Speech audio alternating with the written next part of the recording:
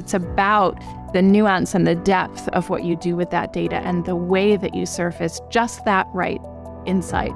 Welcome to Unlocking Big Data, a series about getting trusted data to healthcare professionals, presented by HIMSS. HIMSS Market Insights conducted research on data analytics platforms in December 2022 to early January 2023 to understand satisfaction with current analytics platforms or solutions, integration of applications and technologies with data analytics platforms, challenges encountered with investments in analytic platforms and upgrades, and reliability and use of analytics data. 55 executives, IT, technology, and clinicians participated in the research. Throughout the series, we'll present key data points from the research and focus on why these data points are important and how you can leverage these findings to support your healthcare organization's data initiatives. In our third episode, we'll look to turning data accuracy from elusive to achievable. I'm joined by Snowdon, Chief Scientific Research Officer for HIMSS, and Mary Kuchenbrod, Vice President of Data Operations at Arcadia, who will help us assess key takeaways from the research. Welcome, Ann and Mary. Thank you. So let's peel back the layers on these data points. First of all, it's interesting that executive leadership reports a significantly higher average percentage data accuracy than IT, technology, and clinicians. What might the reason be behind that disparity? Ann, what do you think? So it's a question of fit for purpose. When you think about executives, the kinds of data they need to inform their decision-making. Financial data. It's usually pretty accurate. I mean, accountants are pretty good at knowing if that's a 5 or that's a 7. Or capital investment budgets, or staffing resources, even volumes and how many patients are waiting in Emerge. That data, by and large, is probably pretty accurate because it's numerical, it's easily captured.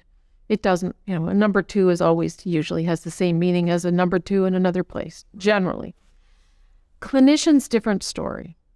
So if I'm standing at a bedside with a patient who's clearly in distress, I need to really quickly understand who is this individual, what brought them here today, what are all those data points that I really need to know to make a good decision on what's going on and how best to help them either recover or prevent them from becoming much more ill.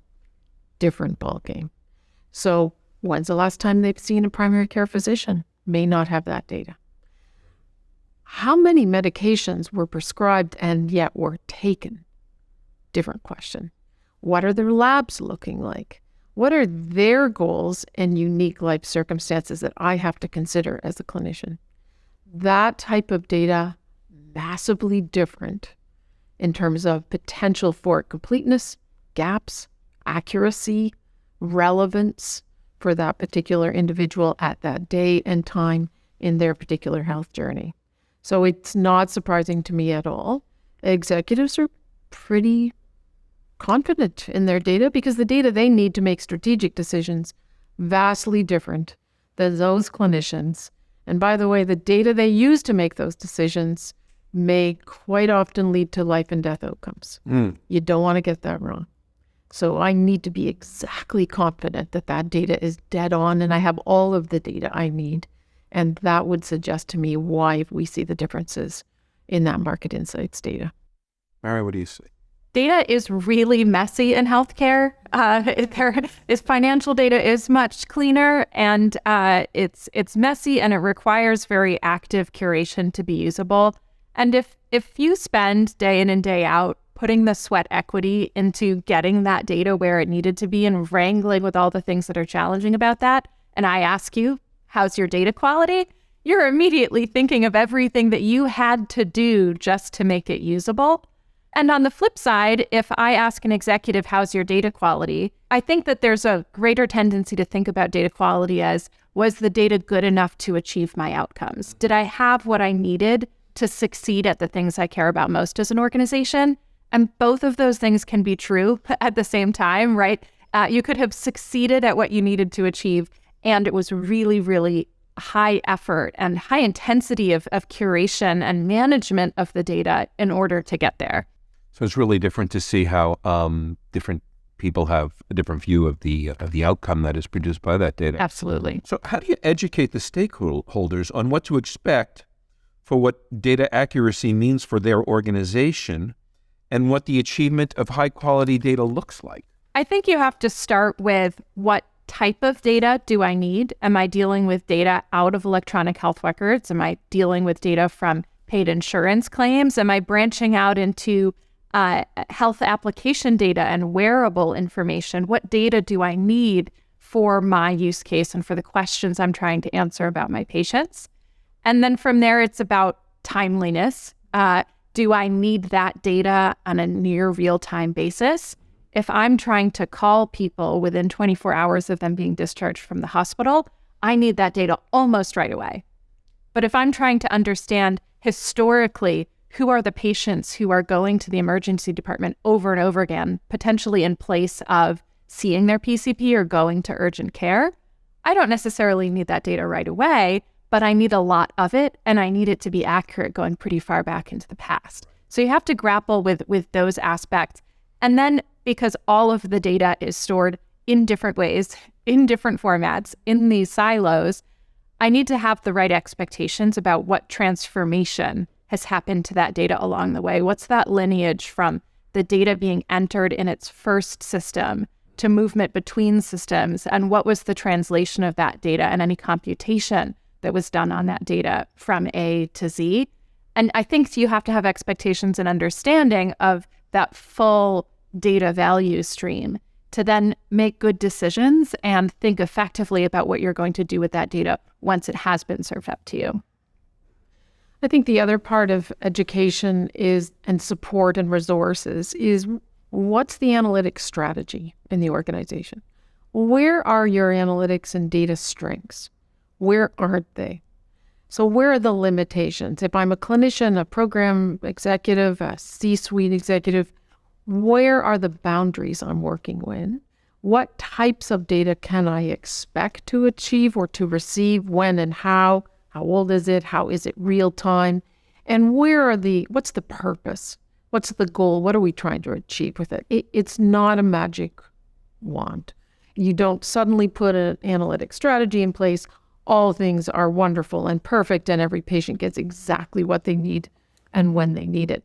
It's where are we today? What are the strategic assets we have today in terms of capturing data, storing that data privately, securely, safely mobilizing that data, flowing it to those stakeholders that absolutely need it to make what kinds of decision for what purpose and what outcome, and understand what success looks like. When you work with stakeholders and they have a very clear, transparent picture of your assets, strengths, gaps, limitations, purpose, intent, and what success looks like, now you've got a team working towards what are we needing to achieve as an organization? What are our strategic objectives? How does that data now flow to those decision makers? What will and can it achieve, and how will we know if we achieve it? A data lifecycle issue. Absolutely. Analytics lifecycle becomes very important. So what steps do healthcare organizations need to take to increase the accuracy of their data, and what are the staffing and technology needs? Yeah, good question. Start from a position of strengths. I always start with, where are your current strengths today? What are your strategic priorities as an organization? And how does your data and your analytics now get positioned to help you achieve those? That's the purpose and the fit. And then every stakeholder in the organization understands what role they have to play, what accountabilities that they can now execute against to achieve those particular strategic objectives. The one thing that's critical in a work environment, regardless of whether you're a clinician, a C-suite, program leader, operational leader, is, do you have that data you need for your particular scope of responsibilities and accountabilities to inform those decisions to execute against your strategic priorities? And is it easy to get to? So think of automation. If I walk into a clinical setting or a clinic with a group of patients and I have to use 52 clicks to get all of the pieces of data as a nurse to make a good decision, then you got to ask the question, maybe we just don't have the strengths and assets to expect data-driven decision-making if I have to, implement 52 clicks to get there. So for me, it's creating that quality work environment for that data to come alive just when and where it's needed, in the time it's needed, for the purpose and intent it's to be used. And then making sure people have that understanding and the knowledge, skills, and abilities to actually use it to make those very data-driven decisions we all desperately need to achieve. Yeah. You have often just that one moment face-to-face with a patient. And the hardest part of that may have been getting the patient there, getting the right appointment with the right provider for the right patient at the right time. And it would be a real shame if in that moment you didn't have all of the information you needed at your fingertips to make the right guidances and think about the right next action for that patient.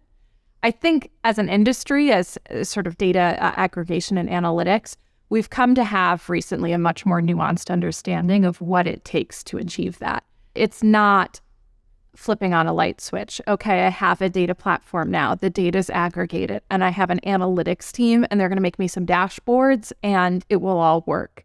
Both on the side of, I think there's a growing recognition that data aggregation is not a commodity. It's not something that you just flip on. It's something that takes a deliberate strategy and an execution plan and an implementation model and a governance model. And that on the analytics side, it's not just about being able to build the right dashboard or write the right query for the right report for the right stakeholder. The exercise of data management so that you have that data curated in the right ways has become just as critical to an analytics team functioning or to putting insights at the point of care as having that platform or saying, yes, I checked that box. It's about the nuance and the depth of what you do with that data and the way that you surface just that right insight to the right person at the right time. And that's all we have time for today. I'd like to thank our guests, Ann Snowdon and Mary Kuchenbrod, for their perspectives. And be sure to check out the other episodes in this series, as well as our companion podcast. For HIMSS, this is Michael Krieger.